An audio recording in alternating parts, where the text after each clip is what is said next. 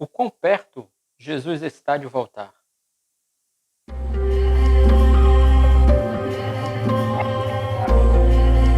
Olá, seja muito bem-vindo ao canal Verdade Presente. Eu me chamo Eliabe Araújo e sou missionário. E hoje nós vamos tratar do assunto, ainda continuando, sobre a volta de Cristo. Mas será que podemos encontrar dentro da palavra de Deus algum sinal, algumas informações de que Cristo está próximo de sua vinda? Vamos olhar o que diz a palavra de nosso Deus e descobrir essa verdade solene para nossos dias. Uma das maiores verdades para o cristão é a volta de Jesus. Mas muitos ainda não estão atentos aos sinais que ele deixou. Vamos ler então a palavra de Deus. Vamos abrir nossa Bíblia no livro de Mateus, no capítulo 24, e nos versículos 37 a 39. E como foi nos dias de Noé, assim será também a vinda do Filho do Homem. Porquanto assim como nos dias anteriores ao dilúvio, comiam, bebiam, casavam e davam-se em casamento, até o dia em que Noé entrou na arca. E não perceberam até que veio o dilúvio e os levou a todos, assim será também a vinda do Filho do Homem. Então perceba com que Jesus comparou a sua vinda. Ele diz que seria muito semelhante aos dias anteriores ao dilúvio, aquela geração que sofreu o dilúvio, né? Que o mundo foi destruído pelas águas. Então aquele povo era um povo mau, né? Era um povo que não se preocupavam com o dia do amanhã, viviam como se nada ocorresse, era um povo pecador também. Vamos só conferir o que diz Gênesis, no capítulo 6 e o versículo 5. Gênesis 6, verso 5 diz: E viu o Senhor que a maldade do homem se multiplicara sobre a terra, e que toda a imaginação dos pensamentos de seu coração era só má continuamente. Então perceba, querido, que o homem na época do dilúvio era mau, só pensava em coisas ruins, no pecado, não se lembraram do Criador. E Noé passou muito tempo fazendo a arca, não foi do dia para a noite. Algumas pessoas até inicialmente acreditavam na história do dilúvio, mas quando o tempo foi passando, eles foram perdendo as esperanças, foram desistindo, foram se desanimando e voltaram a fazer o que faziam antes, e esqueceram de Deus. Mas quando veio o dilúvio, todos correram para a arca. Mas a Bíblia diz que o anjo de Deus selou por fora a porta para que nenhum homem entrasse. Outra geração também que o nosso Senhor Jesus compara está lá em Lucas 17. Vamos ler Lucas 17, no capítulo 28 a 30. Diz o seguinte: Como também da mesma maneira aconteceu nos dias de Ló, comiam, bebiam, compravam, vendiam, plantavam e edificavam. Mas no dia em que Ló saiu da Sodoma, choveu do céu fogo e enxofre e os consumiu a todos.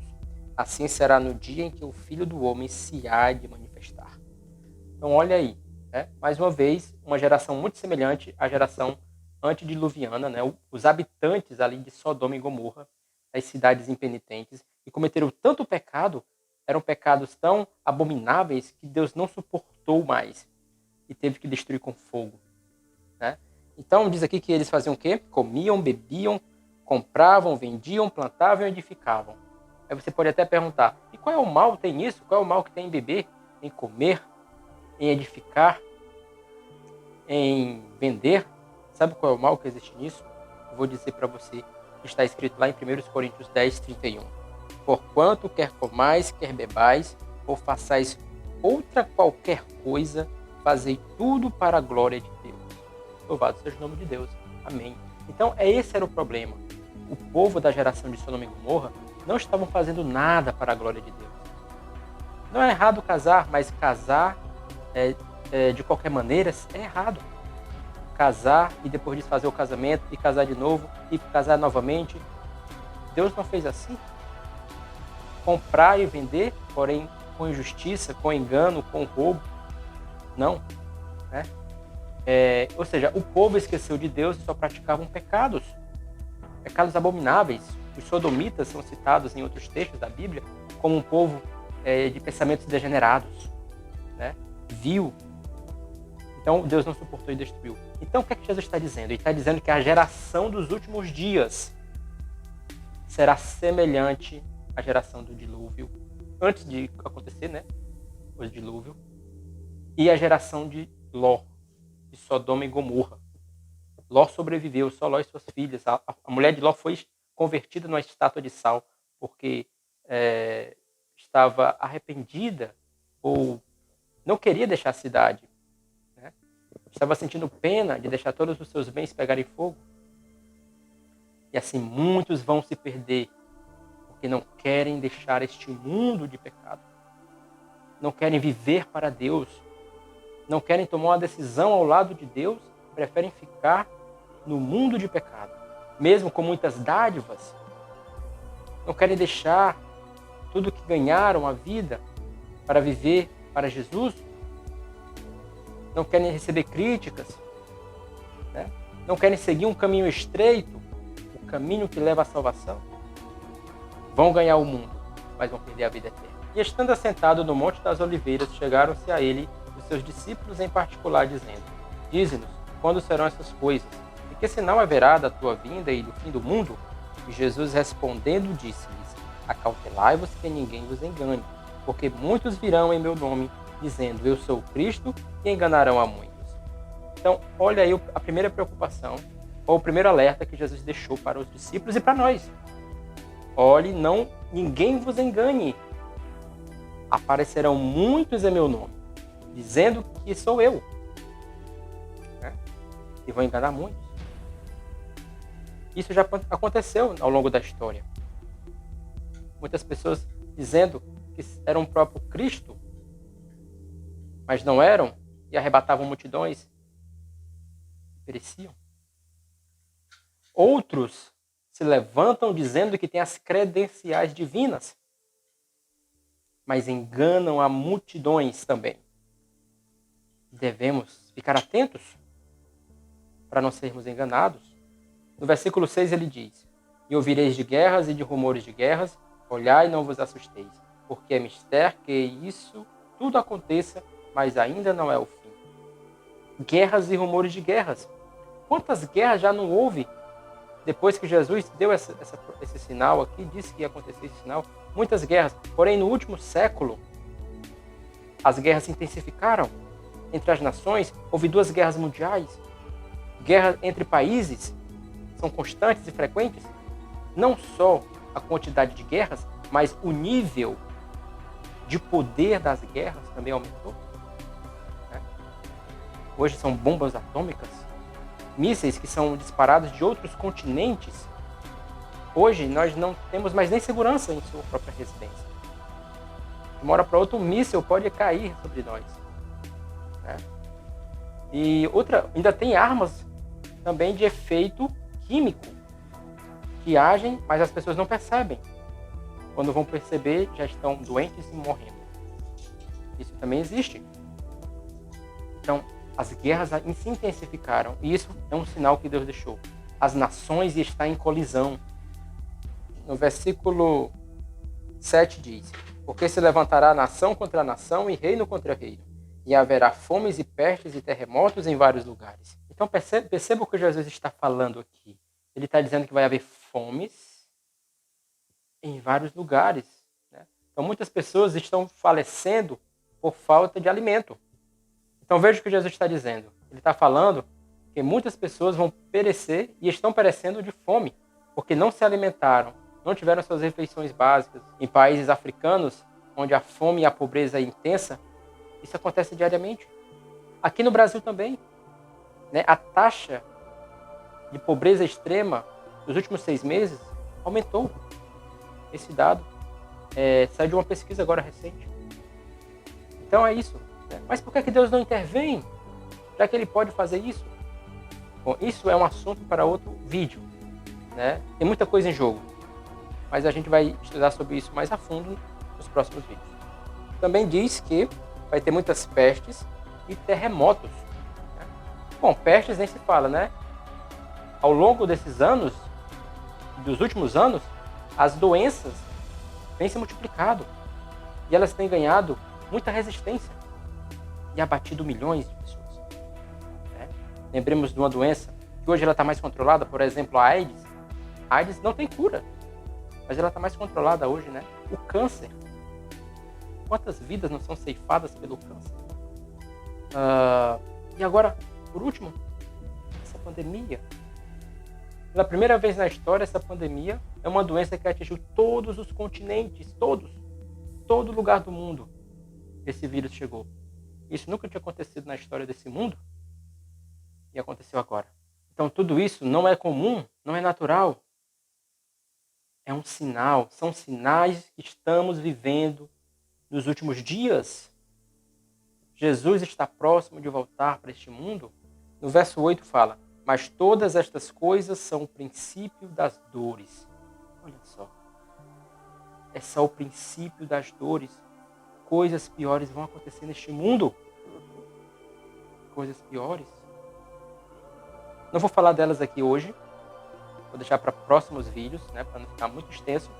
Mas realmente, a Bíblia fala que realmente virá coisas piores. Sim. Eu não quero ser aqui um arauto do desespero, né? Mas a verdade tem que ser proclamada, para que nós possamos nos preparar para o final. E haverá sinais no sol, na lua e nas estrelas. E na terra, angústia das nações, em perplexidade pelo bramido do mar e das ondas. Homens desmaiando de terror na expectação das coisas que sobrevirão ao mundo, porquanto as virtudes do céu serão abaladas. E então verão vir o Filho do Homem numa nuvem com poder e grande glória. Então, olha o que diz aqui, né? Diz que haverá sinais no sol, na lua e nas estrelas. Estes sinais não vamos falar deles neste vídeo. Vai ser no próximo vídeo, porque senão esse vídeo vai ficar muito extenso. Eu quero dividir em duas partes. Mas só posso dizer uma coisa para vocês. Que estes sinais já tiveram lugar na história. Vamos estudar eles melhor no próximo vídeo. Ainda tem um sinal muito importante também, que falta acontecer. Está lá em Mateus 24, verso 14. Vamos voltar para o livro de Mateus. Mateus 24, o verso 14 nos diz: e este evangelho do reino será pregado em todo o mundo, em testemunho a todas as nações, e então virá o fim. Então, o fim vai vir logo após as pessoas receberem o evangelho do reino. E qual é este evangelho do reino? Será que é o evangelho que está sendo pregado aí por todas as igrejas? Não. Mas por quê? Nem todas as igrejas falam a mesma língua. Então Deus não está no meio de todas as igrejas.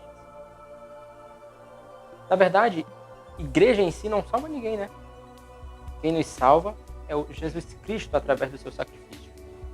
Mas também devemos entender que estar congregado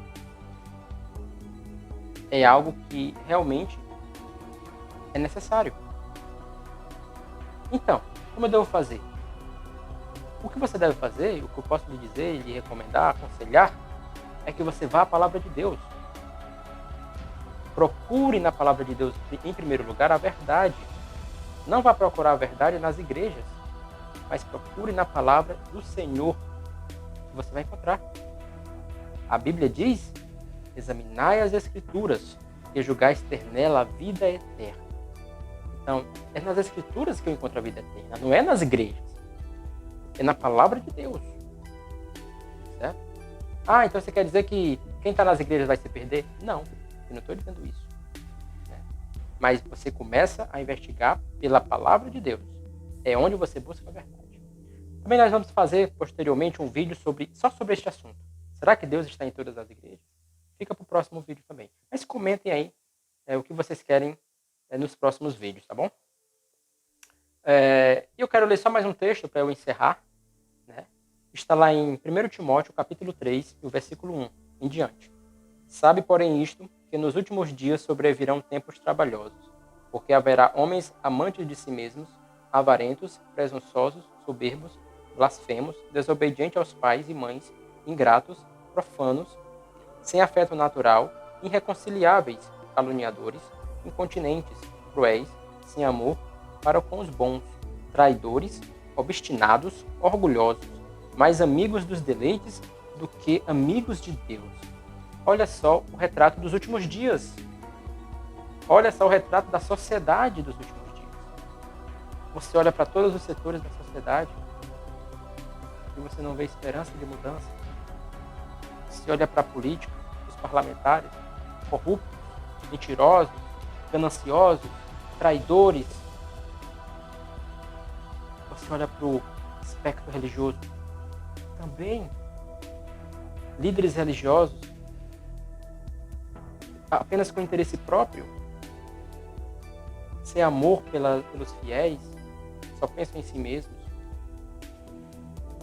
Você olha para tudo e só vê as pessoas querendo ou pensando em si próprias, querendo só ver o seu melhor, mesmo que tenham que passar por cima dos outros a qualquer custo.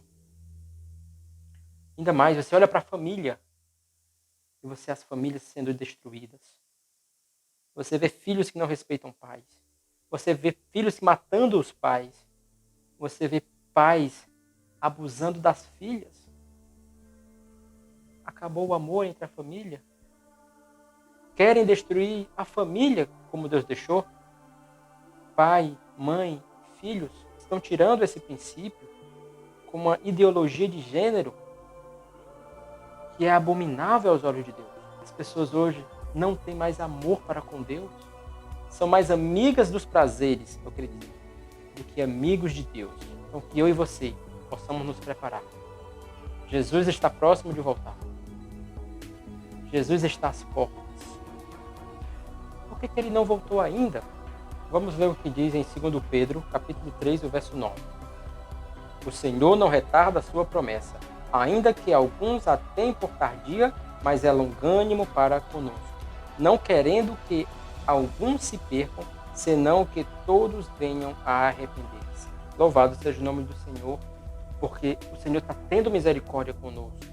Ele não voltou ainda porque Ele quer que nós nos preparemos.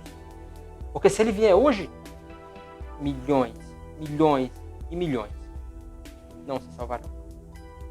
Porque não estão preparados. E Ele está dando tempo para a gente. Ele não voltou por causa disso. Ele quer ver meu preparo. Ele quer me levar para o céu. Então, se prepare. Que Deus te abençoe.